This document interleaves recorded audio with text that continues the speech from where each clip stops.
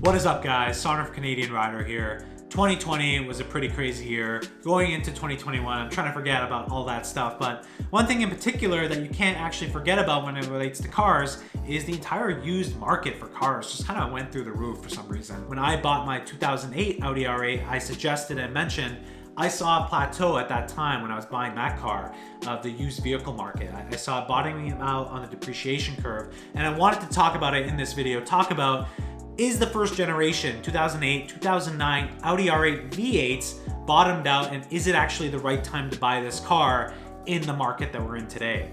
One thing that we also just talked about as well, during the coronavirus pandemic, we saw these used vehicle prices shoot up, and the same thing applies to the Audi R8, actually even more so. We can go ahead and speculate about the macro and microeconomics of all this, but the one thing that I will say is that even before the coronavirus pandemic hit, the Audi R8s for the first generation 2008 and 2009 models basically bottomed out. And I've been looking at the Canadian market, a little bit of the US market in terms of finding out that data, looking on Facebook Marketplace, Kijiji, Auto Trader, all of those pieces. And what you'll find is, and I have some data to suggest this as well, is that a lot of the cars in the 2008, 2009, the V8s, especially with the manual transmission, have bottomed out. You'll see some stragglers, going up for really high prices with the low kilometer versions, and then you have some, Audi R8s that have lots of kilometers out there in the market, 80,000, even 100,000 kilometers on those cars. And they're at the bottom end of that curve. But basically what I've seen them from anywhere from the bottom of the curve of like $60,000, and that's like a really high mileage Audi R8 V8 at $60,000, all the way up. I've seen like pristine examples of $100,000 for those cars, which I personally think is overvalued. I wouldn't pay $100,000 for a 2008, 2009 Audi R8. Even if it's in immaculate condition, I think that's still chasing the market. Do I think it might get there in some time? Maybe, for the most immaculate versions. But that's a very, very niche market. Most R8s you're not going to find like that. My R8, and that's why I'm trying to keep it as OEM as possible, but God, I have this itch all the time to go get some stuff done. A little preview of what's to come in 2021, but I actually think right now, if you're looking in the market for those first generation R8s that are V8 specifically, I'm not talking about the V10, but a lot of the things that actually happen to the V8 price is actually happening to the V10 price. One of them, kilometers, impacts the price significantly, right, on the car, just like any other car. But the stick shift to the R-tronic is another main contributor to actually the price differential and increase. What you're finding is that the manual versions are actually keeping their price and increasing their price at about 10% more in terms of the automatic version of the Audi R8. This is just from my analysis and seeing the market, and I've been keeping track of this market for the last 3 years because I just do that. It's like what I do. And because that's one of the things I predicted, or was hoping to predict, is that this was the bottom point, and what I saw when I bought the car at that time about 2.5 years ago to now. From the time that I bought my car, which a market value of, let's say, $80,000, in order to find a kind of identical sample of that here, I'd be looking at $85,000 to $90,000 right now in the Ontario market. In what I deem is in the condition of my car, which I think is an immaculate condition. You've seen all the videos. It's probably one of the best conditioned R8s out there in the market for that model year. And it's not the best. There's obviously lots of other people. There are cars with a lot less kilometers that are in better condition, but I drive my car. You guys know, in 2 years, I put over 10,000 kilometers on the car, and that's just my weekend warrior, kind of daily driving when I can machine. And the previous owner, he spent 10 years and only put 37,000 kilometers on the car. So I put a good amount of kilometers on the car, and I think it'll get around that price right now, which is a good increase from where I bought the car originally, maybe a 10% increase. Do I see that increasing any more for the car? Honestly, I don't know. And just like any forecast or prediction, you never know about this, but even if it goes down, I don't really care. But I think the main point is that really between maybe a 5 to 10% difference in fluctuation in value, I think this market's bottomed out for the first generation R8s. They're honestly a classic, collectible, timeless car. Audi's no longer going to be making the R8s. I don't know what's going to happen for future plans, but that's in the short term. We know that. We know the manual transmission is kind of dying off, unfortunately. There are specific cars and applications that are going to keep the manual, but for the Audi R8, that stick shift was extremely important, and honestly one of the big things of buying the car is having that manual transmission, and that's why you're seeing the values for those cars stay up against the automatics. Obviously there's the ultimate pinnacle, and let's not forget, is the Audi R8 in 2010 with the V10 and the stick shift. I think of all of the cars for the R8 line model that is going to be collectible in the future, that's definitely it. I think the 2008 model has the, you know, the luxury of saying that this is the first year that it came out and that's my model year, but it's got the V8. And a lot of people, you know, I appreciate the V8. I think it's an amazing engine. I think it's more than enough power for what you need on the street and the track to have fun. But people poke at it and say, you know what, it's got 420 horsepower. You should be getting the V10. But I think there's still that nostalgia around it, that that's the first model year with all the history and everything that comes around it with that car. You know what, I actually have the book for it up here. Let me grab that for you. And this is like the early renditions of what it would be. This is the 2003 RSQ. This is from the iRobot movie. So this car has been put in so many movies as well.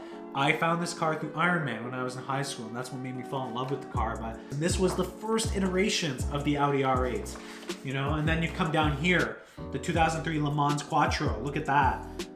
Look how similar they got it there. I like what they did with the headlights now. I don't really like these headlights, but you have all of this. And basically what I'm trying to say is there's this huge book, and you know, I have a bunch of other stuff that came with the first sales of these Audi supercars. Is there's always going to be that nostalgia. That was the first year Audi introduced this car, and really their first entrance into the super sport category with this car. So there's a lot of that to be said in the 2008 models, and that's what I love to know about it. It's those first cars that came off the line for Audi and their, you know, their racing history and heritage. So I think they'll continue to stay up. So I honestly don't think you can go wrong if you're looking, and I know a lot of people watching this video are probably the ones that are looking to get into the car.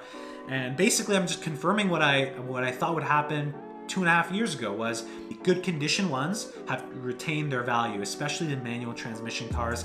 And I'm confident to say, especially in a world, if you think about what's happening, manuals are going away, the electrification of cars, I think that makes its place even more carved out for the Audi R8, which is a true sports car, a classic manual V8, naturally aspirated. I think all of these things and the timeless design and the love that this car gets uniquely across the board for all demographics, yeah, this car is going to keep its value. So if that's something that you're looking at thinking, if I buy my car, if I buy this Audi R8, is going to keep its value, I think you have no problem in keeping its value. I actually think you're going to be competing with buyers, and we just saw what happened with the coronavirus pandemic. Not only has it affected all the other car categories, but this Audi R8 as well. The prices are going up. Not significantly, but when you think 3 to 4% on a $80,000 or $90,000 car, that is quite significant in terms of its actual monetary value.